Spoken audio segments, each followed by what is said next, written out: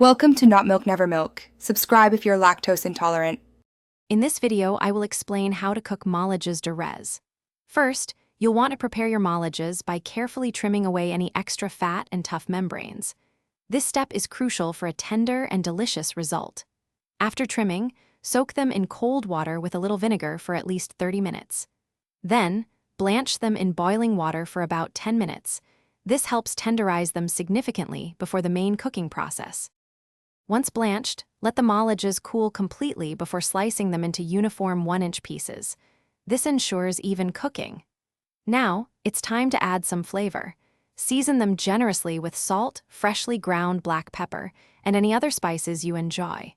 For an even deeper taste, you can marinate them for at least 1 hour, allowing the flavors to truly penetrate the meat. Now for the cooking, you have a couple of fantastic options. You can grill your Mollejas over medium-high heat for about 5 to 7 minutes per side, aiming for a beautiful, crispy exterior.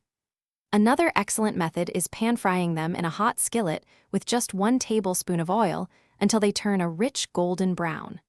Always ensure they reach an internal temperature of 165 degrees Fahrenheit. Your perfectly cooked Mollejas are ready to enjoy. For the best flavor, serve them immediately with a generous squeeze of fresh lime juice. This brightens the rich taste beautifully. They pair wonderfully with a homemade chimichurri sauce or a zesty, spicy salsa. Whether you enjoy them as a delicious appetizer, tucked into warm tortillas for tacos, or as part of a hearty mixed grill, they are truly a treat. Thanks for watching. If this was helpful, leave a like and consider subscribing. See you next time.